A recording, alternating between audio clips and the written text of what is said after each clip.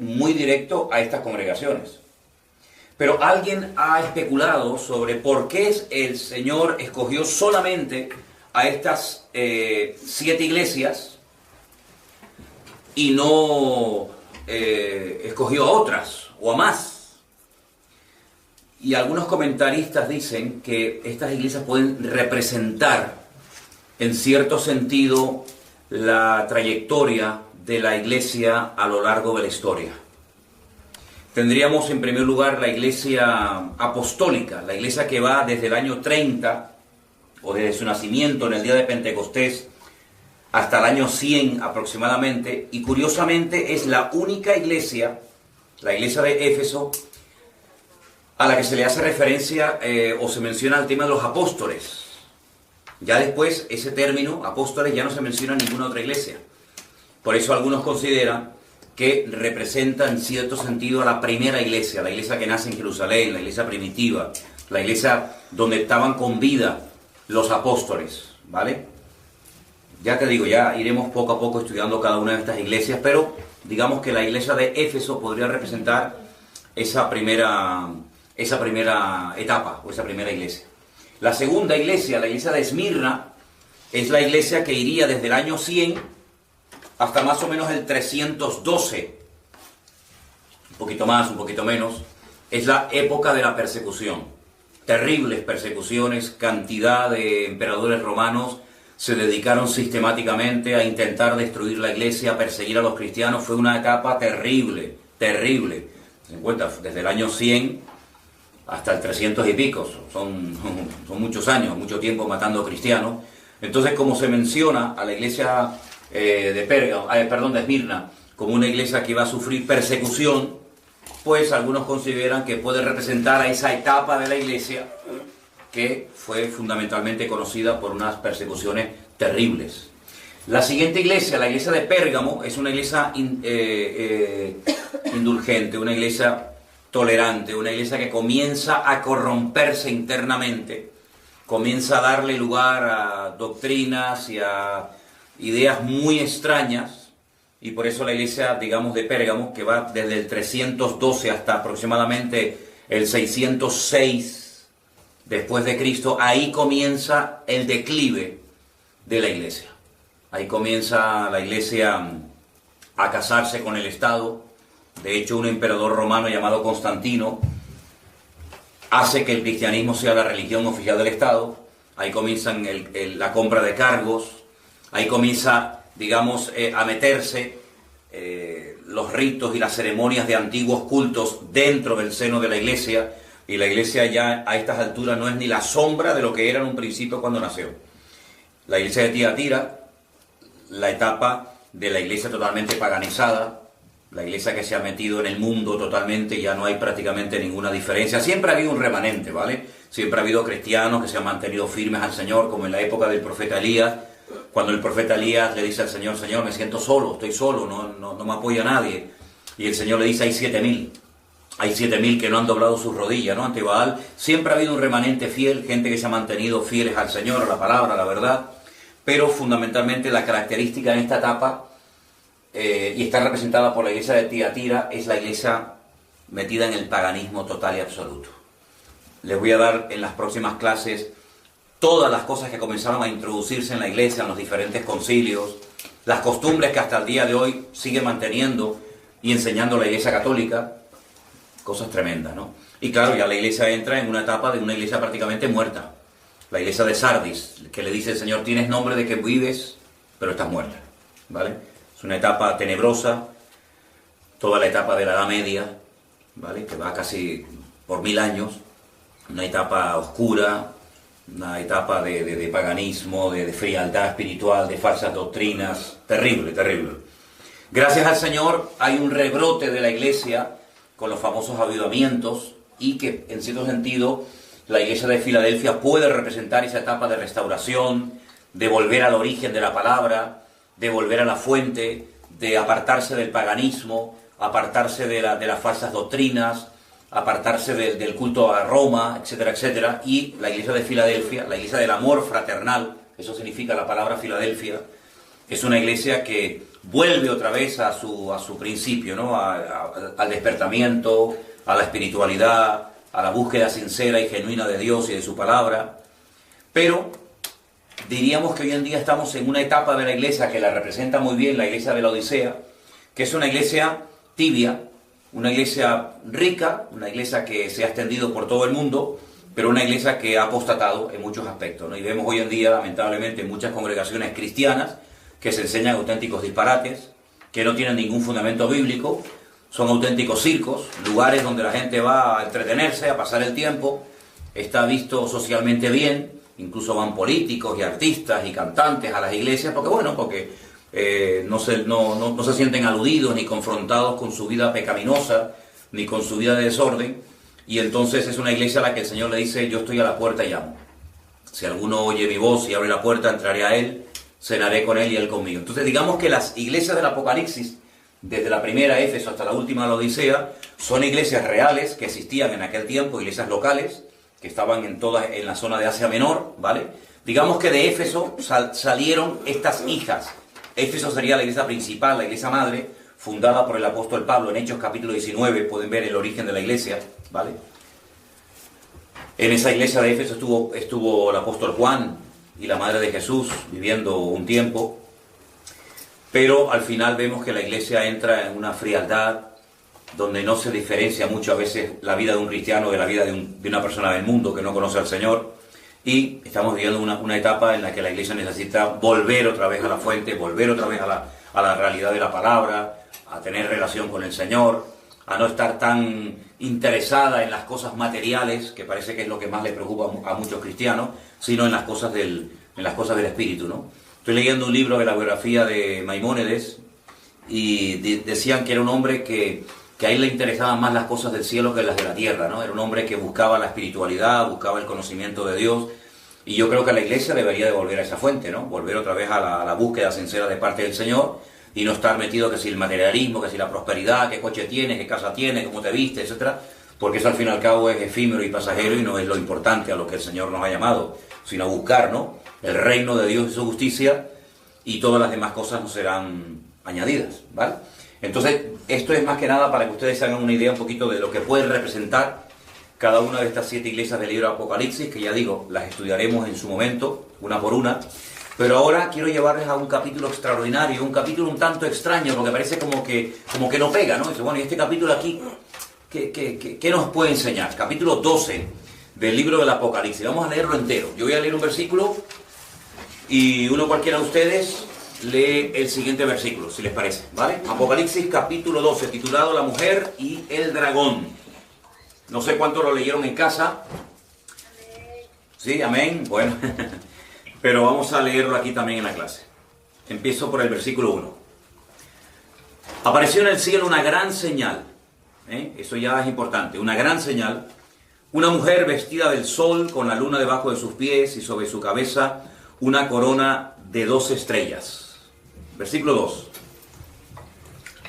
Y estando encinta, clavó con dolores de parto en la angustia del alumbramiento. Vemos que es una mujer que está embarazada y que está a punto de dar a luz. Apareció también otra señal en el cielo. He aquí un gran dragón escarlata que tenía 7 cabezas y 10 cuernos, y en sus cabezas 7 diademas. Y su cola arrastraba la tercera parte de las estrellas del cielo, y las arrojó sobre la tierra. Y el dragón se paró frente a la mujer que estaba para dar a luz, a fin de devorar a su hijo tan pronto como naciese. Ok, entonces estamos viendo por una parte la mujer, por otra parte el dragón, con sus características, y un niño que está a punto de nacer, cuyo objetivo es destruirlo, acabar con él. Estamos en el versículo 5. Y ella dio a luz a un hijo varón. Esto es muy importante. Que regirá con vara de hierro a todas las naciones. Y su hijo fue arrebatado para Dios y para su trono. Y la mujer huyó al desierto, donde tiene lugar preparado por Dios, para que allí la sustenten por 1270 días. 60. 1260 días. 60. Esta expresión ya la conocemos porque hemos dicho que representa una parte de la tribulación, que también se puede llamar tiempo, tiempos y la mitad de un tiempo, o 42 meses o 3 años y medio, ¿vale? Después hubo una gran batalla en el cielo. Miguel y sus ángeles luchaban contra el dragón, y luchaban el dragón y sus ángeles, que también los tenían, ¿no? El 8. Pero no prevalecieron, ni se halló ya lugar para ellos en el cielo. Y fue lanzado fuera el gran dragón, la serpiente antigua, que se llama Diablo y Satanás, el cual engaña al mundo entero. Fue arrojado a la tierra y sus ángeles fueron arrojados con él. Entonces oí una gran voz en el cielo que decía: ahora ha venido la salvación, el poder y el reino de nuestro Dios y la autoridad de Jesucristo, porque ha sido expulsado el acusador de nuestros hermanos, el que acusaba delante de nuestro Dios día y noche. Versículo 11. Ellos le han vencido por medio de la sangre del Cordero y de la palabra del testimonio de ellos, y menospreciaron sus vidas hasta la muerte. Por lo cual, alegraos, cielos y lo que moráis en ellos. Ay de los moradores de la tierra y del mar, porque el diablo ha descendido a vosotros con gran ira, sabiendo que tiene poco tiempo. Y cuando vio el dragón que había sido arrojado a la tierra, persiguió a la mujer que había dado a luz al hijo varón. Y se le dieron a la mujer las 2 alas de la gran águila, para que volase delante de la serpiente al desierto, a su lugar, donde es sustentada por un tiempo y tiempos y la mitad de un tiempo. Okay. La serpiente arrojó de su boca tras la mujer agua como un río, para que fuese arrastrada por el río. Pero la tierra ayudó a la mujer, pues la tierra abrió su boca y tragó el río que el dragón había echado de su boca. Entonces el dragón se llenó de ira contra la mujer y se fue a hacer guerra contra el resto de la descendencia de ella, los que guardan los mandamientos de Dios y tienen el testimonio de Jesucristo.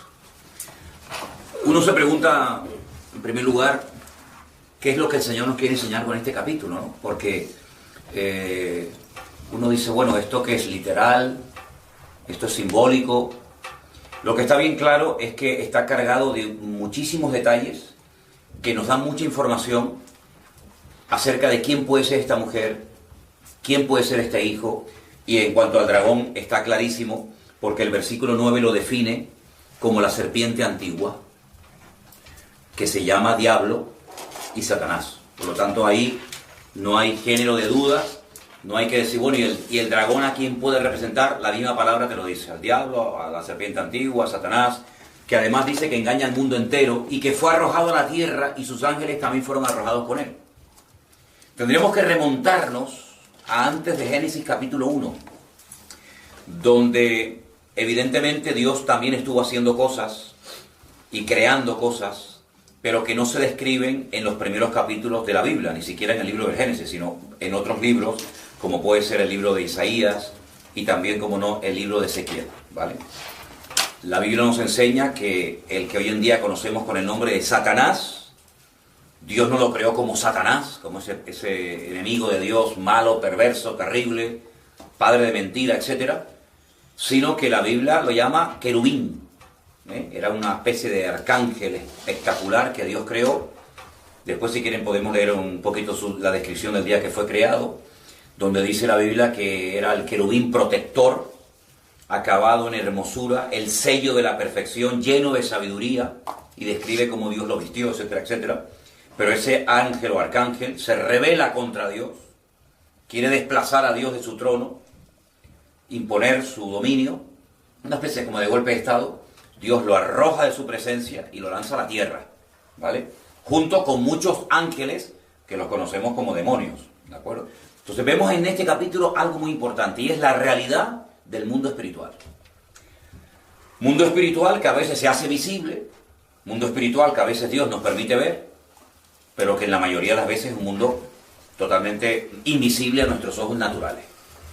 Pero vemos que el demonio, que Satanás, que sus principados, potestades, gobernadores, huestes espirituales de maldad, los ángeles, etcétera, existen, pero en un nivel, en una dimensión que nosotros no hemos sido creados con la capacidad de poder verlos, sino salvo raras excepciones, ¿de acuerdo? Entonces, el tema del dragón está claro, es Satanás, que se para delante de una mujer que está a punto de dar a luz y que lo que quiere es destruir, comerse, devorar al niño para que no nazca. Ahora, el versículo 1 nos da una información muy interesante. Y quiero recordarles que en uno de los sueños que tuvo José, el hijo del patriarca Jacob, dice que José vio al sol, a la luna y a las estrellas que como que le rendían pleitesía, como que casi se postraban delante de él, literalmente, ¿no? Cuando José cuenta este sueño a su padre, el padre inmediatamente le dice: hijo, ¿tú qué nos estás contando? Que tu padre, tu madre y tus hermanos nos vamos a postrar delante de ti. Mira cómo el padre sabía que en ese sueño el sol lo representaba a él como padre, a la madre, representada por la luna, y a las 12 estrellas, las 12 tribus de Israel o sus 12 hermanos en aquel momento. Por lo tanto, Jacob no tenía duda de que el sol, la luna y las estrellas representaban al padre, a la madre y a sus hijos. Y esa interpretación de ese sueño nos viene muy bien para definir o para aclarar de quién se trata esta mujer. Es una mujer que está vestida del sol, con la luna debajo de sus pies y sobre su cabeza una corona con 12 estrellas. Bien. Estaba encinta, clamaba con dolores de parto en la angustia de ese alumbramiento. En el capítulo 3, versículo 15 del libro del Génesis, encontramos la primera profecía, la primera información acerca de la venida de un Mesías. Voy a leerles Génesis 3:15. Apunten ese versículo porque es muy interesante. Una vez que el hombre peca, Dios comienza a hablar con la mujer, a hablar con la serpiente, a hablar con el hombre, y comienza a dictar sentencia diciéndoles lo que van a sufrir, lo que van a experimentar a partir de ese día de la caída, de la desobediencia. Y dice aquí: el Señor le dijo a la serpiente: por cuanto esto hiciste, serás maldita entre todas las bestias y entre todos los animales del campo, sobre tu pecho andarás y polvo comerás todos los días de tu vida. Y dice: pondré enemistad entre ti y la mujer, entre tu simiente y la simiente suya. Esta te herirá en la cabeza y tú le herirás en el calcañar.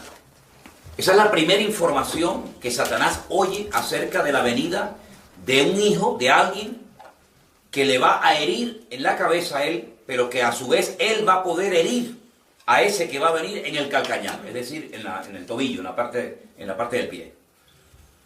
A partir de ese momento, Satanás tiene que ponerse, permítame la expresión, las pilas, porque se ha enterado de los mismos labios de Dios de que va a venir alguien que le va a herir en la cabeza, alguien que le va a hacer mucho daño. Y entonces, digamos que se pone en marcha todo el proceso de la restauración del hombre, a través de un Mesías, a través de un hijo que va a redimir a la raza humana, derramando su sangre y pagando con ese sacrificio el precio de los pecados. Eso no va a ser inmediato. Desde que se dio esa palabra hasta que nace ese niño, que no es otro que nuestro Señor Jesucristo, hay todo un largo proceso y siglos de historia donde vamos a ver a Satanás intentando impedir que ese niño nazca. Es curioso notar que las mujeres, las esposas de los tres patriarcas, de Abraham, de Isaac y de Jacob, las tres eran estériles. Es curioso, ¿no? Sara era estéril, hasta que Dios le abrió la matriz y pudo tener un hijo que fue Isaac. Cuando Isaac se casa con Rebeca, pues su esposo también es estéril, y él dice que tiene que orar, y Dios la sana. Y finalmente, cuando uno de sus hijos, llamado Jacob, se casa y se da cuenta de que una de sus esposas, en este caso Raquel, también es estéril. Sí, es como algo extraño, ¿no? Dice, bueno, aquí pasa algo, esto no es normal, que 3 generaciones seguidas las mujeres sean estériles. Y es que vemos la mano negra del diablo tratando de impedir que el niño nazca. Como esta estrategia no le funcionó, nos vamos a Egipto y encontramos que por ahí un día se le ocurre al faraón, nada más y nada menos, en ese intento de destruir que esa simiente, que ese niño nazca, pues es el político de turno y el diablo lo va a utilizar para ponerle en el corazón que ponga un edicto que haga matar a todos los niños, no a las niñas, porque Satanás sabe que el Mesías va a venir en forma de varón, no en forma de hembra, de niña, y murieron muchos niños en el río Nilo. Pero sabemos que la historia, cómo el Señor protegió de una forma sobrenatural a Moisés.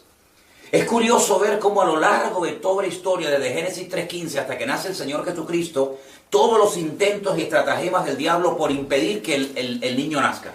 Fíjate incluso que cuando el mismo Señor Jesucristo nació, volvió a poner nuevamente en el corazón del líder de turno, de Herodes, que volviera a matar a los niños. Pero dice la Biblia que el Señor le reveló a José que tenía que huir a Egipto, y así el niño, Jesús, se salvó. Entonces vemos que este es un capítulo que nos describe el intento de Satanás por impedir que este niño, que dice algo muy interesante en el versículo 5, este niño reinará o gobernará con vara de hierro a todas las naciones, y su hijo fue arrebatado para Dios y para su trono. Este niño es nada más y nada menos que el Señor Jesucristo. Entonces ya hemos descartado el dragón, Satanás, el niño, Jesucristo, el Señor Jesucristo. Ahora tenemos que ponernos de acuerdo para definir quién es la mujer. Si en esta clase, en vez de estar ustedes, estuviéramos con católicos, por ejemplo, con curas, dirían María. María, porque María parió a Jesús, y entonces tiene que ser María obligatoriamente, porque es una mujer. Pero claro, tenemos que demostrar esa aseveración. Hemos leído algo muy interesante, y es un dato a tener en cuenta. Dice en el versículo 13: cuando el dragón vio que había sido arrojado a la tierra, persiguió a la mujer que había dado a luz al hijo varón. Y se le dieron a la mujer las dos alas de la gran águila, una forma de huir rápidamente, para que volase delante de la serpiente al desierto, a su lugar, donde es sustentada por un tiempos y la mitad de un tiempo. 3 años y medio. La serpiente arrojó de su boca tras la mujer agua como un río, y todo tipo de persecuciones y de calamidades para que fuese arrastrada por el río. Pero la tierra ayudó a la mujer, pues la tierra abrió su boca y tragó el río que el dragón había echado de su boca. Entonces, viendo que el Satanás, que no ha podido destruir a la mujer ni al niño, se fue a hacer guerra contra el resto de la descendencia de ella. Y aquí automáticamente queda descartada María. Porque cuando Jesús nació, María no tenía hijos antes del Señor Jesucristo. El primer hijo que tuvo María fue el Señor Jesucristo. Los católicos dicen que María no tuvo más hijos. Rotundamente falso. Eso es totalmente falso. Eso es como para querer darle, no sé, más importancia de la que la Biblia le da. Dicen que no, que ella no tuvo más hijos, que ella fue virgen toda su vida, etcétera, etcétera. Pero eso no es lo que dice la Biblia. Eso es falso, eso es rotundamente falso. Eso es una herejía. María tuvo más hijos. Ahora, lo que dice es que cuando no pudo matar con el niño, fue a hacer guerra contra el resto de la descendencia de ella. Y ese resto de la descendencia de ella tiene una característica, y dice que guardaban los mandamientos de Dios y tienen el testimonio de Jesucristo. Ahí algunos ven al pueblo de Israel y algunos ven a la iglesia, a los que han aceptado a Cristo y que en ese momento ya creían en el Señor. Bueno, ahí hay diferentes opiniones. Pero lo que sí quiero que tengamos bien claro es que la mujer no es ni la iglesia, como algunos han dicho, porque la iglesia no pare a Cristo. Por ahí había un pastor, o hay un pastor en la península, y dice, no, esta mujer representa la religión, representa a la iglesia muerta, la iglesia religiosa. Rotundamente falso. Rotundamente falso, porque una iglesia muerta, una iglesia religiosa, no ha parido a Cristo. Además, la iglesia no parió a Cristo, al contrario, Cristo fue el fundador, dice, yo edificaré mi iglesia. La iglesia no ha parido a Cristo. Si no es la iglesia, y no puede ser María, por el versículo que acabamos de leer, entonces sí o sí, esta mujer se trata del pueblo de Israel. El pueblo de Israel que recibe la promesa, vamos a decir que queda embarazada de esa promesa maravillosa de redención de la raza humana a través del Hijo que va a parir, que es nada más y nada menos que el Señor Jesucristo. Y no nos olvidemos que el Señor Jesucristo a la mujer samaritana en Juan capítulo 4 le dice que la salvación viene de los judíos. Entonces Israel fue el que recibió la bendición de tener una tribu, que era la tribu de Judá, a través de la cual viene el Mesías, y a través del Mesías viene la redención a toda la raza humana. Entonces la mujer es Israel, el Hijo es el Señor Jesucristo, el dragón es Satanás. ¿Vale? Es un capítulo que está en medio de dos capítulos muy interesantes, como el 11 de los 2 testigos y el 13 de las 2 bestias, para mostrarnos los conflictos por los cuales tuvo que pasar el pueblo de Israel para que pudiera llegar a nacer el Señor Jesucristo, lo cual no fue nada fácil. ¿De acuerdo? Ahora bien, aquí dice que el niño regirá las naciones con vara de hierro. Quiero llevarles a Lucas, y quiero que apunten estos versículos, los hermanos que nos están escuchando y viendo. En el Evangelio según San Lucas, la madre de Jesús recibe una visita muy interesante, que es la del arcángel Gabriel. El arcángel Gabriel, que ya había aparecido en el libro de Daniel en el Antiguo Testamento,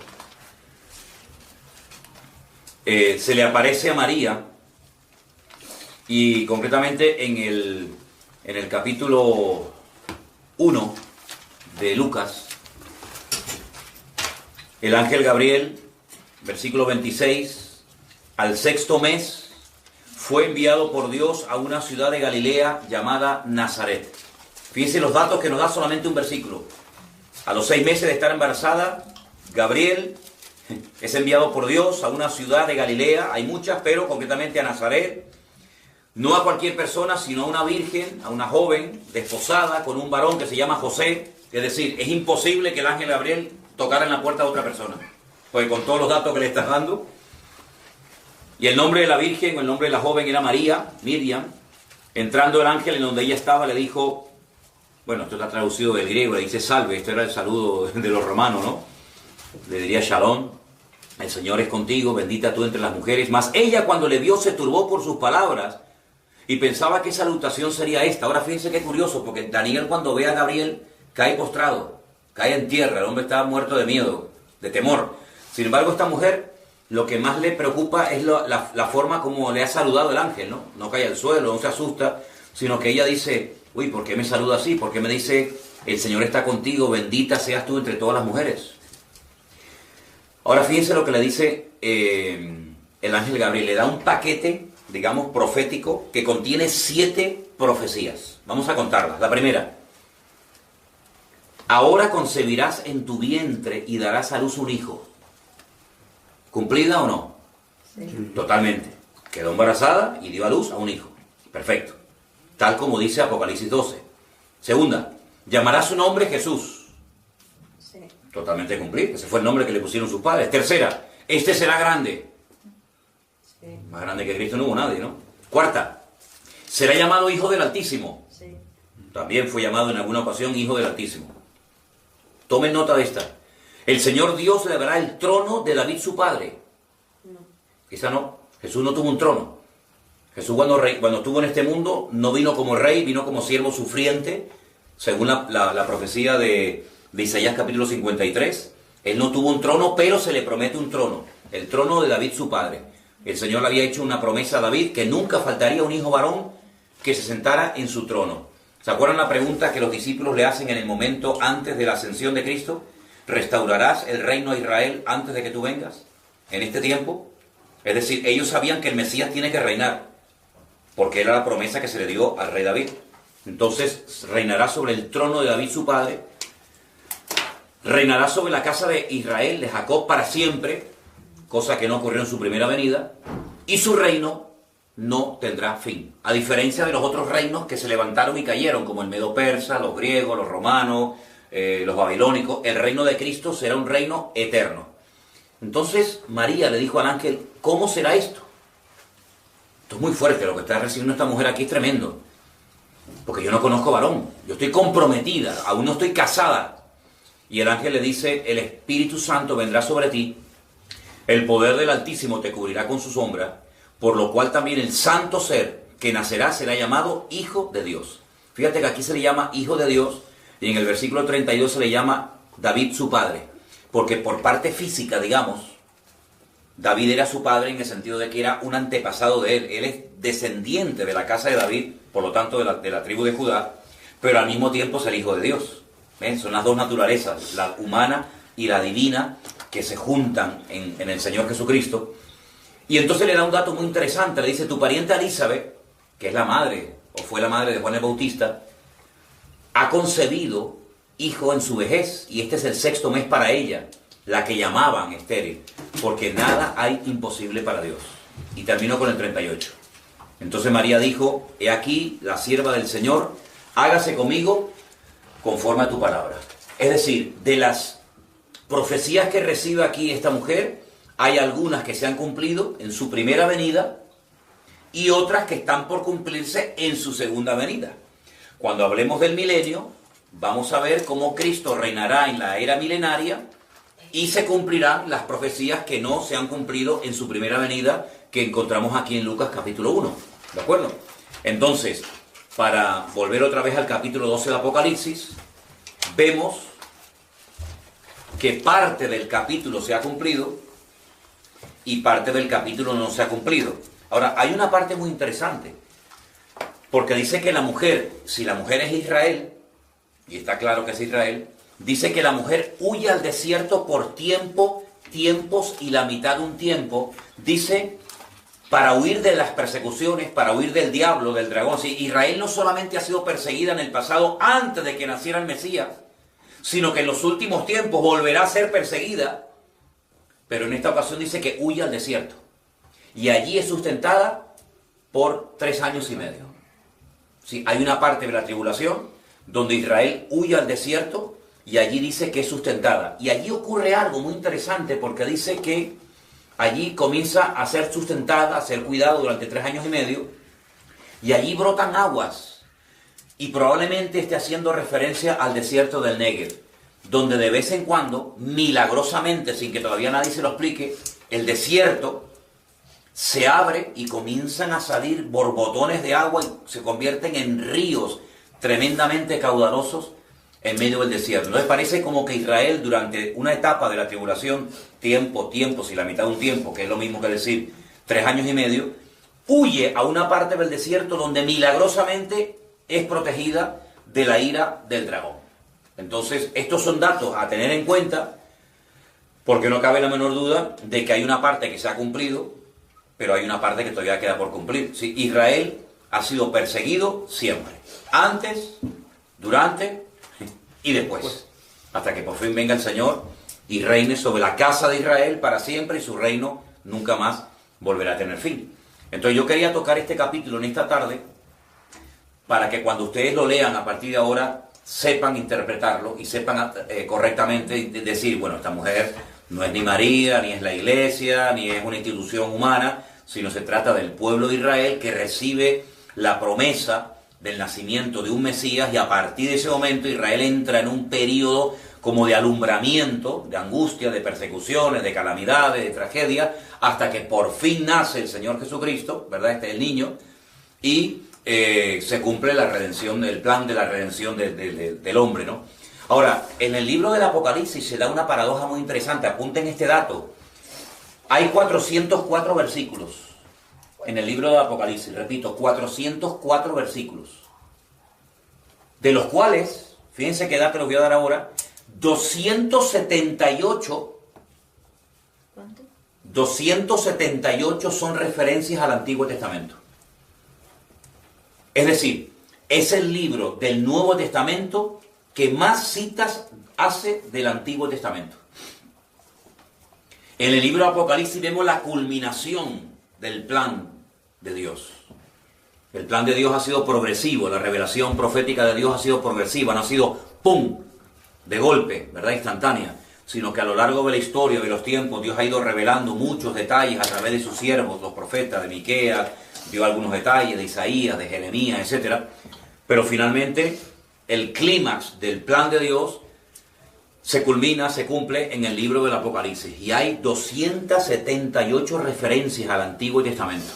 ¿Por qué? Porque fundamentalmente este libro, cuando se escribió, fue escrito para dar información, y mayoritariamente las congregaciones estaban compuestas por membresía de origen judío, de etnia o de raza judía, ¿verdad?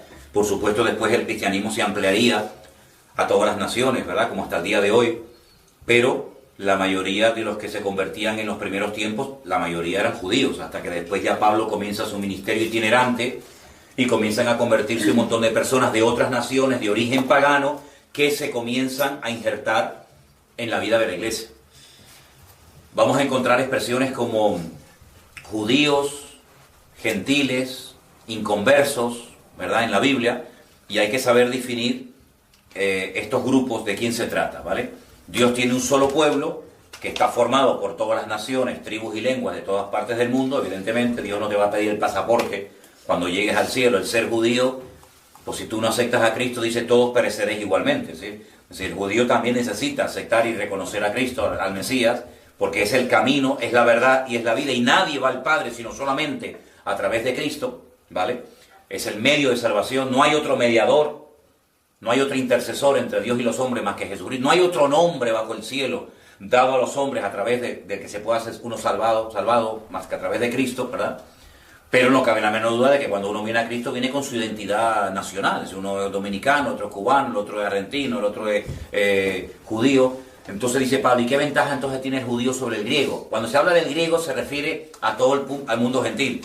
No va a decir, bueno, el judío, el español, el árabe, no, sino dice judíos y griegos. Y ahí en el concepto griego entran todos los gentiles, digamos, ¿no? Dice, ¿qué ventaja tiene? Dice, pues tiene muchas. El judío tiene muchas ventajas. Primero, porque la mayoría de ellos han sido criados de su más tierna infancia en la palabra. Y la mayoría de la gente que no han sido criados en la palabra, pues han sido criados, sabe Dios, en el ateísmo, en el materialismo, o sabe Dios qué cosa rara. El judío fue el portador de la palabra. El judío estudia la Biblia como una asignatura más en la escuela. ¿Por qué? Porque la historia del pueblo de Israel está ligada sí o sí, creas o no, a la historia de la Biblia. Dice, bueno, ¿ustedes de dónde vienen? Bueno, nuestro padre Abraham se casó con Sara, tuvo Isaac tuvo a Jacob, Jacob tuvo las 12 tribus de Israel. Entonces la historia bíblica es la historia del pueblo de Israel. La historia nuestra, pues si el Cid Campeador, que si Simón Bolívar, que si fulanito, que si menganito, pero la historia del pueblo de Israel está totalmente ligada a la historia de la Biblia. Entonces tienen una serie de ventajas, porque para ellos la Biblia no es un libro desconocido, las fiestas, los profetas, para ellos es como el pan nuestro de cada día. Pero eso no significa de que por tener ese privilegio, ese conocimiento, el haber sido escogidos como el instrumento para que a través de ellos viniera el Mesías, ya son los mejores del mundo, sino necesitan exactamente igual que cualquier otro que no es judío, convertirse y salvarse a Cristo. Cuando esta gente, muchos de ellos se conviertan, y muchos ya se están convirtiendo, claro, tienen un conocimiento bíblico que el que empieza, que no ha sido criado en la palabra, no tiene. Claro, tú tienes que aprenderte nombres como Abraham, Moisés, Isaías, Jeremías, y qué es esto y qué es aquello, pero es que él ya lo sabe, porque él ha sido criado. Ellos celebran la fiesta de la Pascua, tal y como dice la Biblia, la fiesta de los tabernáculos, la fiesta del Yom Kippur, la fiesta de, en fin, tantas celebraciones que son de origen bíblico, que el que no ha sido criado en esa cultura, pues las ignora y tienes que empezar de 0, 0, 0. Pero sin embargo, y encima con la ventaja de que pueden leer la Biblia en su idioma original. Que eso es otra ventaja más añadida, ¿no? Entonces, el libro del Apocalipsis, como dije al principio de las clases, es un libro que se escribió para aclarar, no para confundir. Es un libro que se escribió para que el creyente tuviera una esperanza y supiera en todo momento dónde se encuentra y qué señales tiene que ver. Una de las personas que escribía nos decía, ¿y en qué momento nos encontramos? ¿En qué sello? ¿En qué trompeta? Bueno, no es cuestión de saber en qué sello o en qué trompeta nos encontramos, sino que yo definiría estos tiempos previos a que todo esto explote como los dolores de parto.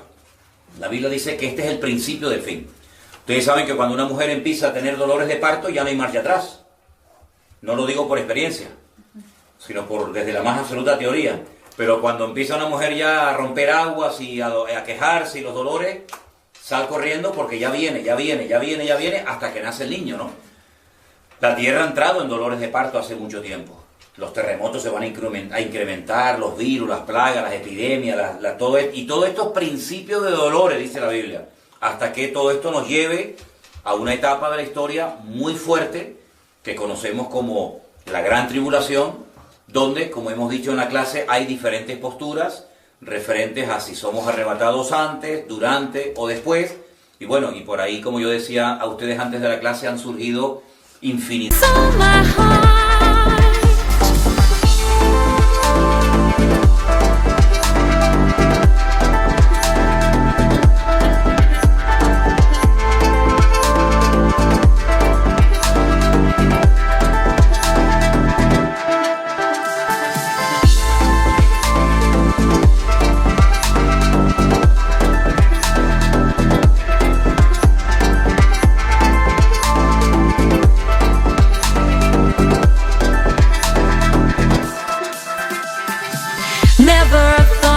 Love like this. Never thought I'd be waiting. Move your body, let your spirit soar. Ella, you're out and move your body. And the way you speak to me brings thoughts. I always hoped that you would stay. Cherish my life